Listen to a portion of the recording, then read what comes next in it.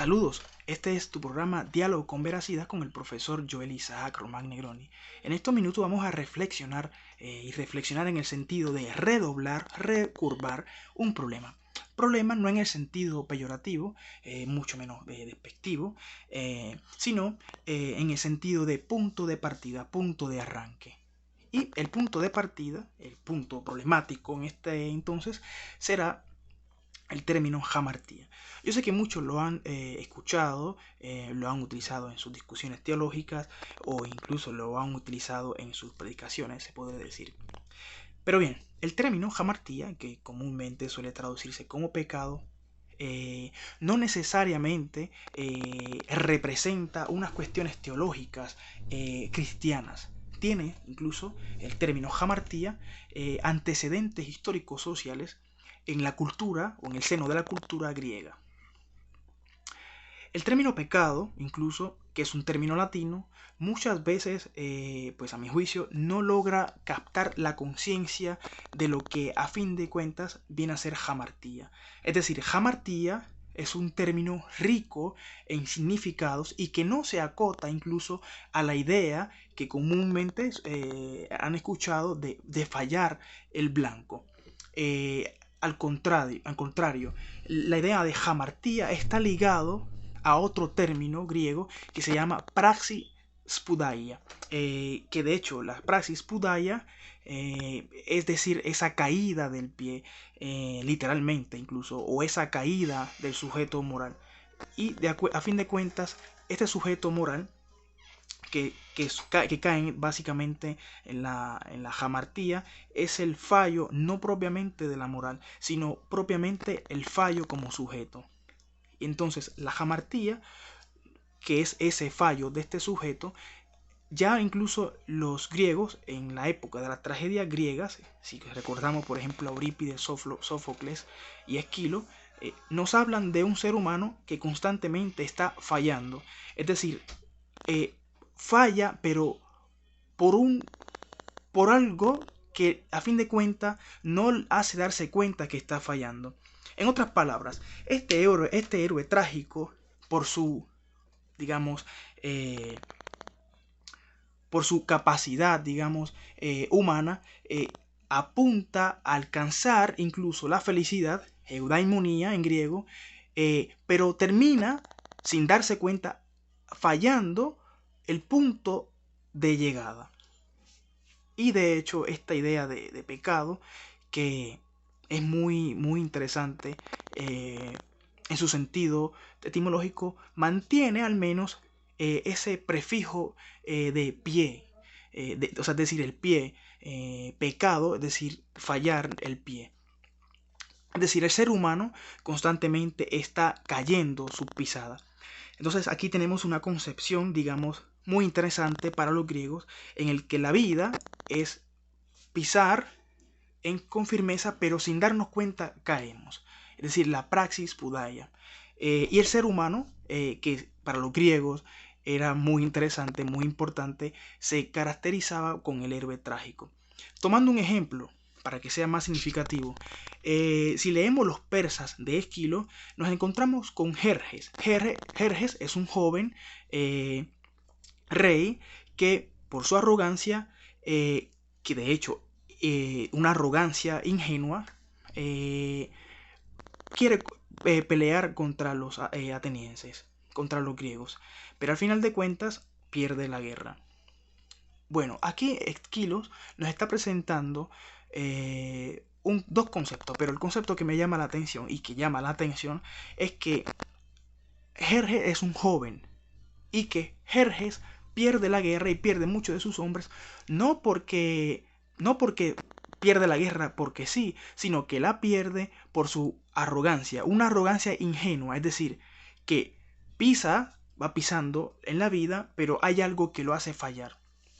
Aristóteles, también en la poética, que nos hace incluso un panorama de lo que viene a ser las tragedias griegas, tragedia griega entendido en su sentido etimológico o en su sentido, digamos, con natural a la tradición del seno cultural griego. Lo que Aristóteles nos propone incluso es que Las tragedias lo que buscan es enseñarnos que la existencia humana está constantemente apuntando hacia su realización. En este caso, hacia la felicidad. Felicidad, eudaimonía, que traduce como realización humana. Entonces, el ser humano apunta a esa realización, pero hay algo que sin darnos cuenta fallamos.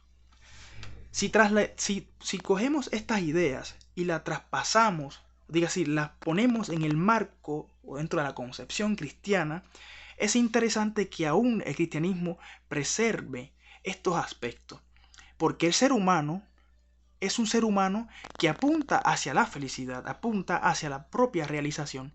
Sin embargo, cuando quita su mirada sin darse cuenta del soberano, falla. La felicidad para el cristianismo viene a ser Jesús, es decir, alcanzar la felicidad a través o por medio de Jesús. En resumidas cuentas, el ser humano va a alcanzar su propia realización humana, su existencia perfecta y plena, a partir de una figura divina. Pero en el trayecto de ese recorrer existencial hay algo que lo hace caer, pero no se da cuenta. No quiero llegar a conclusiones para dejar muchos matices a sus interpretaciones, más bien esto es poniendo en diálogo ciertos elementos y ciertos aspectos de la tradición griega y la tradición cristiana. Entonces, el fallo, como habíamos mencionado antes, el fallo no se encuentra en la moral misma, sino se encuentra en el mismo sujeto que está constantemente cayendo. Y aquí aparece otro aspecto muy cristiano, y es la conciencia de la caída del hombre. La caída del hombre aparece ya propiamente en los griegos con la tragedia de los héroes. La tragedia de los héroes, o el héroe trágico, cuando intenta, digamos, para decirlo en términos más o menos simples, comienza a caminar, siempre falla, siempre cae. Hay algo que él no se da cuenta que lo hace caer, ya sea por su ingenuidad o ya sea por su arrogancia ingenua. Y digo arrogancia ingenua porque el ser humano, lo que nos presenta la tragedia es que en muchas ocasiones es arrogante sin darse cuenta, y esa arrogancia hace que caiga. Esto los griegos lo llaman la ibris, esa desmesura, y lo llaman el otro extremo. Entonces, en este sentido, las tragedias griegas lo que proponen entonces, en todo su marco del seno de la cultura griega, es movernos a compasión, es decir, a geleos en griego, es decir, movernos a compasión, que a medida que leamos las tragedias griegas nos movamos a compasión y nos demos cuenta que la fragilidad del ser humano es, digamos, constantemente presente.